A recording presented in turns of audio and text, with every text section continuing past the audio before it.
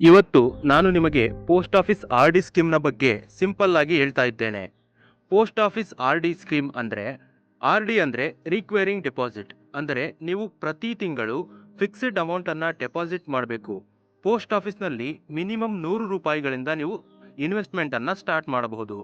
ಇದರಲ್ಲಿ ಯಾವುದೇ ರೀತಿಯ ಮ್ಯಾಕ್ಸಿಮಮ್ ಲಿಮಿಟ್ ಇರೋದಿಲ್ಲ ಇನ್ವೆಸ್ಟ್ಮೆಂಟನ್ನು ಮಾಡೋದಕ್ಕೆ. ಪೀರಿಯಡ್ ಬಂದು 5 ವರ್ಷ ಮಿನಿಮಮ್ ನೀವು ತಗೋಬೇಕಾಗುತ್ತೆ.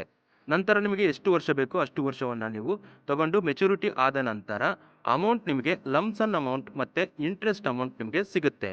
2025ರಲ್ಲಿ ಪೋಸ್ಟ್ ಆಫೀಸ್ ಆರ್ ಡಿ ಸ್ಕೀಮ್ನಲ್ಲಿ ಇಂಟ್ರೆಸ್ಟ್ ರೇಟು 6-7% ಇತ್ತು. ಅಂದರೆ ನಿಮ್ಮ ಮಂತ್ಲಿ ಸೇವಿಂಗ್ನ ಮೇಲೆ ಇಂಟ್ರೆಸ್ಟ್ ಆ್ಯಡ್ ಆಗುತ್ತಾ ಹೋಗ್ತಾ ಇರುತ್ತೆ.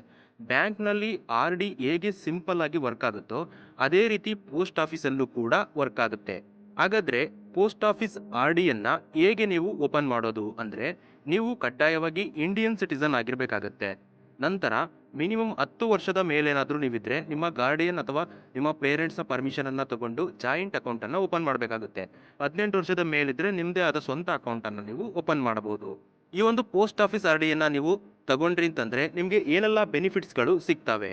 ರೆಗ್ಯುಲರ್ ಸೇವಿಂಗ್ ಹ್ಯಾಬಿಟ್ ಅಂದರೆ ನೀವು ಪ್ರತಿ ತಿಂಗಳು ಇನ್ವೆಸ್ಟ್ ಮಾಡ್ತಾ ಹೋದರೆ ನಿಮ್ಮ ಕನ್ಸಿಸ್ಟೆನ್ಸಿ ಇನ್ವೆಸ್ಟ್ಮೆಂಟ್ ಪ್ಲಾನ್ ನಿಮಗೆ ಹೆಚ್ಚಾಗ್ತಾ ಹೋಗುತ್ತೆ. ಒಳ್ಳೆ ರಿಟರ್ನ್ಸನ್ನು ಪಡೆಯೋದಕ್ಕೆ ಕನ್ಸಿಸ್ಟೆನ್ಸಿ ಇನ್ವೆಸ್ಟ್ ಮಾಡ್ತೀರಾ, ಅದರ ಮೇಲೆ ನಿಮಗೆ ಬರುವಂತಹ ರಿಟರ್ನ್ಸ್ ಕೂಡ ಹಾಗೆ ಡಿಪೆಂಡ್ ಆಗಿರುತ್ತೆ. ಈ ವಿಡಿಯೋ ನಿಮಗೆ ಯೂಸ್ಫುಲ್ ಅನಿಸಿದ್ರೆ ಲೈಕ್ ಮಾಡಿ, ಶೇರ್ ಮಾಡಿ, ಸಬ್ಸ್ಕ್ರೈಬನ್ನು ಮಾಡಿ. ನೀವು ಕೂಡ ಇದಕ್ಕೆ ಇನ್ವೆಸ್ಟ್ ಮಾಡಬೇಕು ಅಂತಂದರೆ ಡಿಸ್ಕ್ರಿಪ್ಷನ್ನಲ್ಲಿರುವ ಡೈರೆಕ್ಟ್ ಲಿಂಕನ್ನು ಕ್ಲಿಕ್ ಮಾಡಿ ಇನ್ವೆಸ್ಟ್ಮೆಂಟನ್ನು ಸ್ಟಾರ್ಟ್ ಮಾಡ್ಬೋದು. ನಿಮಗೆ ಗೊತ್ತಾಗಿಲ್ಲ, ದುಡ್ಡಿನ ಬಗ್ಗೆ ಎಚ್ಚರಿಕೆಯನ್ನು ವಹಿಸ್ತೀರಿ ಅಂತಂದರೆ ನೀವು ಆಫ್ಲೈನಲ್ಲಿ ಡೈರೆಕ್ಟಾಗಿ ಪೋಸ್ಟ್ ಆಫೀಸ್ ಅಥವಾ ನಿಮ್ಮ ಹತ್ತಿರದ ಬ್ಯಾಂಕ್ನಲ್ಲಿ ಕೂಡ ನೀವು ಇನ್ವೆಸ್ಟ್ಮೆಂಟನ್ನು ಸ್ಟಾರ್ಟ್ ಮಾಡ್ಬೋದು. ಹೆಚ್ಚಿನ ಸ್ಕೀಮ್ಗಳ ಅಪ್ಡೇಟ್ಗಾಗಿ ನಮ್ಮ ಚಾನಲನ್ನು ಈಗಲೇ ಸಬ್ಸ್ಕ್ರೈಬ್ ಮಾಡಿ ಮತ್ತು ಬೆಲ್ ಐಕಾನ್ ಕ್ಲಿಕ್ ಮಾಡೋದನ್ನು ಎಂದಿಗೂ ಮರಿಬೇಡಿ. ಧನ್ಯವಾದ.